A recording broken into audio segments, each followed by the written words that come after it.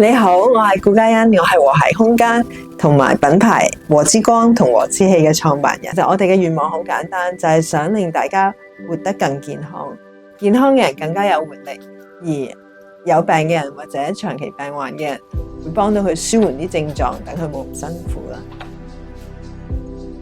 如果我哋而家回想一下，當你自己或者你身邊心愛嘅人唔舒服嘅時候，可能會比較好辛苦。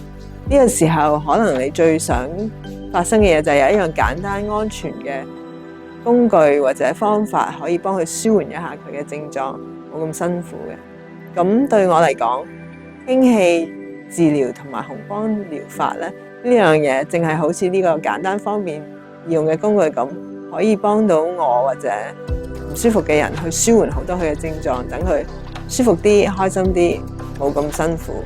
其實我自己咧都好清楚唔舒服嘅感覺，因為我喺15年前咧就確診咗帕金遜症啦，同埋之前亦都有啲焦慮嘅問題嘅。咁我自己嚟講咧，用咗好多方法，用咗好多時間去研究有咩可以自然嘅方法可以舒緩我嘅症狀。咁我發現咗係紅光治療啦，同埋氫氣治療咧，都可以喺好多方面令我覺得舒服啲、開心啲。係當我好唔舒服、好辛苦嘅時候咧，我就會去用呢啲工具咧，去幫我立刻去舒緩一下。咁雖然佢醫唔好我病，但係佢令到我嘅症狀會減低好多。譬如簡單嚟講，去洗手間會好啲啊，精神啲啊，痛會輕微啲，冇咁痛啊，啲關節。咁呢啲對我嚟講已經係非常之有幫助嘅。我哋嘅目標唔係淨係想賣產品，而係真心想幫助人。為咗可以做到呢一點，我哋嘅運作模式係咁嘅。我哋有一個商業部，就係我哋嘅網上平台，以實惠同性價比比較高嘅價錢售賣氫氣同埋紅光嘅產品。另一方面，呢個部門產生嘅大部分利潤都會直接投入我哋嘅慈善部門，即係我哋嘅氫氣療癒中心氫療堂。喺嗰度，我哋會舉辦免費嘅氫氣同紅光教育講座，提供相關嘅資料，仲有免費吸氫氣嘅服務俾有需要嘅病人。喺未來亦都會籌劃各種身心靈嘅療癒活動。其實就算氫氣治療啊、紅光治療嘅產品，其實都係一啲工具，係一啲健康幫到健康嘅工具。但係當你有一個好嘅工具嘅時候，你亦都要識得點樣去用佢先會發揮到應有嘅作用。咁我哋咧公司咧係會盡量想俾多啲資訊大家，咁大家可以知道你用緊嘅工具係點樣去用。和諧空間所售賣嘅每一樣產品都係我自己用過、測試過，知道係對身體有幫助嘅，我先會買嘅。如果我自己或者屋企人冇試過用呢樣產品咧，我係絕對唔會喺呢間公司買嘅。所有嘢咧，我哋都係用過，知道係有幫助先會介紹俾你哋嘅。氫療法同紅光療法兩樣嘢都係基於天然嘅元素嘅，一個係分子氫，一個係紅光。氫氣療法就將分子氫引入細胞，而紅光療法咧就用紅光同近紅外線咧滲入皮膚。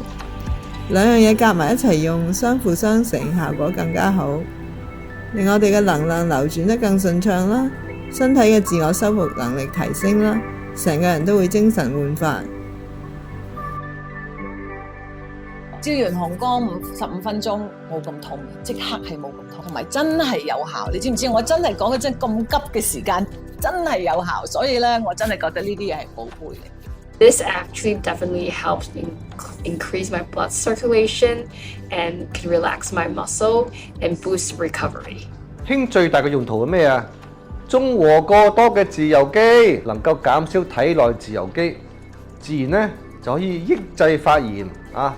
即係啲身體啲發炎咧，佢可以同你撳住佢，可以延遲細胞死亡。Like my muscles are less inflamed. I feel like my recovery is much faster. It really helps.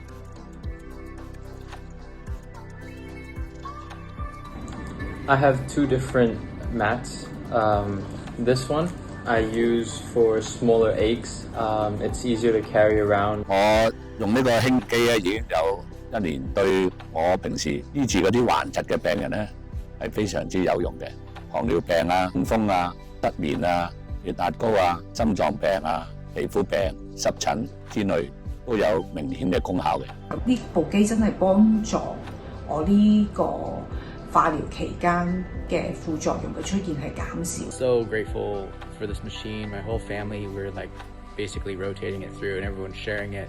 呢間公司嘅老闆咧，佢係非常用心去能夠係令更多人嘅身體更加健康，所以咧我對呢個 product 係非常之有信心。I use red light therapy for my injuries in my knee and my neck, and to revitalize the feel and look of my skin. 我用咗幾日咧，其實就已經係有好快嘅身體感受。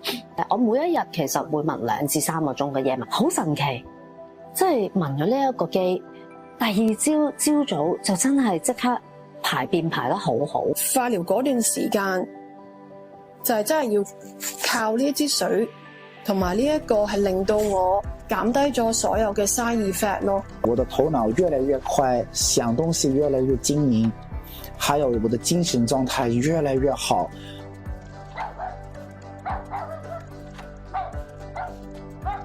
我哋嘅希望好簡單，係想更多人受惠於呢2種嚟自大自然嘅療法，令健康嘅人更健康，令有病嘅人冇咁辛苦。